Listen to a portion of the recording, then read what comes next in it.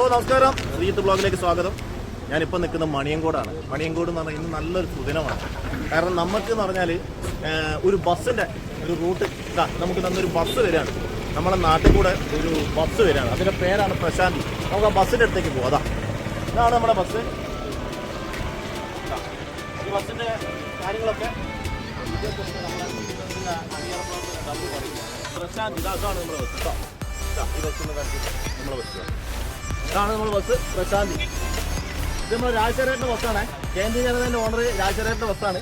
മൂപ്പർക്ക് ഒരുപാട് ബസ്സുണ്ട്, എല്ലാവർക്കും അറിയണം. അപ്പോൾ നമുക്കിതിൻ്റെ റൂട്ടും കാര്യങ്ങളൊക്കെ നമ്മൾ ഇതിൻ്റെ ആളുണ്ട്, മൂപ്പരോട് ഒന്ന് ചോദിച്ചോളാം. രാജോട്ടാ ഒന്ന് പറഞ്ഞു കൊടുക്കുക നിങ്ങൾ ഇതിൻ്റെ ഡീറ്റെയിൽസൊക്കെ ഒന്ന്.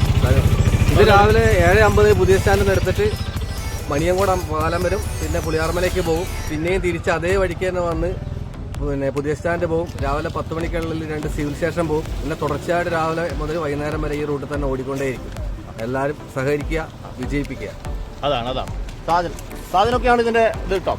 അണിയറ പ്രവർത്തനം മൂപ്പരൊക്കെയാണ്. ഇവരൊക്കെ കൂടി നിങ്ങൾ തീർച്ചയായിട്ടും പിന്നെ എന്താ പറയുക, നമ്മളെ ഒത്തിരി നാളത്തെ ഒരു വലിയൊരു പ്രതീക്ഷയായിരുന്നു നമ്മളെ പുളിയാർമല ഭാഗത്തേക്ക് ഒരു ബസ് ഓടിക്കാനുള്ളത്. അപ്പോൾ അതിൻ്റെ ഭാഗമായിട്ട് ഒരു 1.5 വർഷത്തെ പ്രയത്നം ഇന്ന് നമുക്ക് പൂവണിയാണ്. ഇന്ന് മുതൽ ബസ് ഉണ്ടാവും. രാവിലെ ഏതാണ്ട് ഒരു 7:30 മുതൽ കൽപ്പറ്റ, 7:50 മുതലൊക്കെ കൽപ്പറ്റയിൽ സ്റ്റാർട്ട് ചെയ്തിട്ട് നേരെ മണിയങ്കോട് വന്നു. മണിയങ്കോട് പുളിയാർമല വഴി തന്നെ തിരിച്ച് വീണ്ടും മണിയങ്കോട് വന്ന് നേരെ ഈ വണ്ടി എന്തായാലും എല്ലാവരും സഹായിക്കുക. ഈ സർവീസ് ഒന്ന് വിജയിപ്പിക്കുക. Okay, thank you. നമ്മളതിൻ്റെ പ്രസിഡന്റ് അല്ലേ നമ്മളെ ഏതിൻ്റെ അസോസിയേഷൻ്റെ ഈ ഡാറ്റ. നമസ്കാരം. നമ്മളെ ഇതിനെ കൊണ്ട് ഒരു ആശംസയും കാര്യങ്ങളൊക്കെ ഒന്ന് പറയാം. നമ്മളെ ഈ ബസ്സിനെ കുറിച്ച് എനിക്കറിയാം. നമ്മളെ പണ്ടോട്ടെ അറിയുന്ന ഒരാളാണ്. മണിയങ്കോടുകാർ ഒരു ദിവസം അപ്രതീക്ഷിതമായിട്ട് RTOയിൽ വന്ന് എന്നോട് പറഞ്ഞൊരു ബസ് വേണം. RTO പറഞ്ഞു രാജശേഖരൻ ഒരു ബസ് അനുവദിച്ചു കൊടുക്കുമെന്ന് പറഞ്ഞു. അതിൻ്റെ ഫലമായിട്ടാണ് നാട്ടുകാരൊക്കെ നിരന്തരമായിട്ട് പറഞ്ഞതിൻ്റെ ഫലം ഏകദേശം 1 കൊല്ലത്തിൻ്റെ പ്രയത്നമാണ് പെർമിറ്റ് കിട്ടുന്നതിന് വേണ്ടി. മുണ്ടേരി കൽപ്പറ്റ അങ്ങോട്ടും ഇങ്ങോട്ടായിട്ട് ഏകദേശം 40ഓളം ട്രിപ്പുകൾ, ഏകദേശം 60ഓളം ചാലുകൾ മുന്നോട്ടുണ്ട്. അപ്പോൾ ഇത് നിങ്ങളുടെ എല്ലാ നാട്ടുകാരുടെ എല്ലാവരും സഹകരണം ഉണ്ടെങ്കിൽ മാത്രമേ ഞങ്ങൾക്കത് വിജയിപ്പിക്കാൻ പറ്റുള്ളൂ. അതുകൊണ്ട് ഞങ്ങളുടെ എല്ലാവിധ ആശംസകളും അതുപോലെ നിങ്ങളുടെ സഹകരണം ഉണ്ടാകണമെന്ന് അഭ്യർത്ഥിച്ചുള്ളൂ. അത് നമ്മളെ ഇതിൻ്റെ അസോസിയേഷൻ്റെ ആളുണ്ട്, ജിൻസൺ. ഒരു 2 വാക്ക് പറയും. നമ്മളെ വളരെ സന്തോഷമായിട്ടുള്ള കാര്യമാണ്. കാരണം നമ്മുടെ താമസിക്കുന്ന ഏരിയ എന്ന് പറഞ്ഞാൽ IPൻ്റെ അവിടെ നിന്ന് വാടോത്ത് റോഡമ്പം ഭാഗമാണ്. അപ്പം കടത്തിൽ ഒരു വണ്ടി കിട്ടണമെങ്കിൽ ഞങ്ങൾക്ക് പോകേണ്ട സ്ഥലം എന്ന് പറഞ്ഞാൽ ഒന്ന് പുളിയാർമല പോകണം, അല്ല കൈനാട്ടി പോകണം, അല്ലെങ്കിൽ മണിയങ്കോട് വരെ വരണം.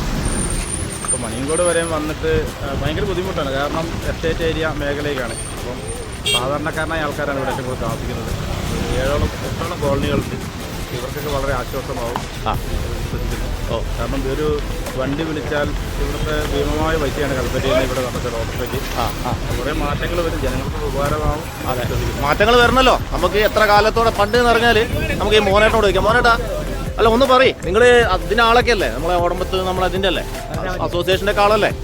പറഞ്ഞാൽ അങ്ങനെ തന്നെ മൈക്ക് പിടിച്ച് പറയണം, എന്നാലേ കേൾക്കുള്ളൂ. മൈക്ക് തന്നെ പിടിച്ചോളി, പറഞ്ഞോളി. ശരിക്കും നല്ലൊരു കാര്യമാണ് ബസ് വരുന്നതെന്നുണ്ട്. പാലത്തിന്റെ അടുത്ത് പുളിയാർമല വഴി, പുളിയാർമല തിരിച്ച് മുണ്ടേരി വഴി കൽപ്പറ്റ പുതിയ ബസ് സ്റ്റാൻഡിലേക്ക് എത്തുന്ന ഈ ട്രിപ്പ് ജനങ്ങൾക്കെല്ലാം ഉപകാരപ്രദമാകട്ടെയെന്ന്, ഈ ട്രിപ്പ് നിലനിർത്താൻ ജനങ്ങളുടെ സഹകരണം ഉണ്ടാകട്ടെ എന്ന് അഭ്യർത്ഥിക്കുന്നു. Thank you. അപ്പോൾ നമ്മൾ ബസ് കണ്ടല്ലോ നിങ്ങൾ. ഇതാണ് നമ്മൾ പ്രശാന്തി ബസ് കേട്ടോ, പ്രശാന്തി. അപ്പോൾ എല്ലാവരും വിജയിപ്പിക്കണം ഈ ബസ്. കാരണം ഒരുപാട് ആൾക്ക് പണ്ട് നമ്മളെ നാട്ടിൽ പണ്ട് കാവേരി, ശ്രീകൃഷ്ണ, ഡിലൈറ്റ്, അങ്ങനെ ഒരുപാട് ബസ്സുകൾ ഓടിയിരുന്നു പണ്ട് വർഷങ്ങൾക്ക് മുന്നേ. ഞാനൊക്കെ എൻ്റെ സ്കൂൾ പഠിക്കുന്ന കാലം തൊട്ട് നമ്മൾ ഇങ്ങനത്തെ നമ്മൾ ബസ്സുകൾ ഇങ്ങനെ ഓടിയിരുന്നു. അന്നൊക്കെ സ്കൂൾ പഠിക്കുമ്പോൾ അങ്ങനെ ബസ്സുകൾ പോകുമ്പോൾ അങ്ങനെ നോക്കി നിൽക്കാൻ എന്തൊരു ഭംഗിയായിരുന്നല്ലോ. കാരണം പിന്നീട് അത് ഒരുപാട് കാലത്തിന് ശേഷം നമുക്ക് വണ്ടികളും കാര്യങ്ങളും ഒന്നും ഇല്ലാണ്ടായിപ്പോയി. പിന്നെ റോഡിൻ്റെ പൊട്ടിപ്പൊളിഞ്ഞ റോഡായി മാറി. പിന്നെ ആരുകൾ വരാണ്ടായിപ്പോയി. ഇത് നമ്മളെ ബസ്സിൻ്റെ കണ്ടക്ടർ കേട്ടോ. എവിടെ പോയി? ഇതാ പ്രശാന്ത് അങ്ങോട്ട് ഓടിപ്പോകുന്നുണ്ട്. നമ്മളെ പ്രശസ്ത എന്താ പറയുക പ്രശാന്തേ, ഇവനാണ് നമ്മളെ ബസ്സിൻ്റെ കണ്ടക്ടർ കേട്ടോ. ഇവരെ നിങ്ങൾ കണ്ടോളി കേട്ടോ. ഇവനാണ് നമ്മളെ കണ്ടക്ടർ, നമ്മുടെ സുഹൃത്തു കൂടിയാണ്. ഇത് നമ്മളെ ഡ്രൈവറാണ്. ഡ്രൈവറെ ഞാൻ കാണിച്ചറാ. നമ്മളെ ഈ നാട്ടിലെല്ലാവരും ഉണ്ട്. ഇതാണ് നമ്മളെ ബസ്സിലെ ഡ്രൈവർ. ഇയാളാണ്. നേരാണ് നമ്മളെ ബസ്സിലെ ഡ്രൈവർ. കണ്ടല്ലോ, ഇവരൊക്കെ എല്ലാവരും നമ്മളിവിടുത്തെ ആൾക്കാരൊക്കെയാണ്. എല്ലാവരും കണ്ടല്ലോ. അപ്പോൾ ബസ് എല്ലാവരും വിജയിപ്പിക്കാം. ബസ്സിൻ്റെ റൂട്ട് കാര്യങ്ങളെല്ലാവരും ഒന്ന് വിജയിപ്പിക്കാം. ഓക്കെ, അതാണ് നമുക്ക് വേണ്ടത് കേട്ടോ. അപ്പോൾ ഇപ്പോൾ ഇവിടുത്തെ ബസ് 10:15 നമ്മൾ പറഞ്ഞത്. ബസ് ഇവിടുന്ന് സ്റ്റാർട്ട് ചെയ്യാൻ പോവുകയാണ്. അപ്പോൾ എല്ലാവർക്കും നല്ലൊരു ദിവസം നേരുന്നു. ഇതിപ്പോൾ പോകും, ബസ് പോകും, ഇപ്പോൾ ബസ് പോകുമെന്ന് പറഞ്ഞാൽ അധികം റോഡൊന്നും ബ്ലോക്ക് ആക്കുന്നില്ല.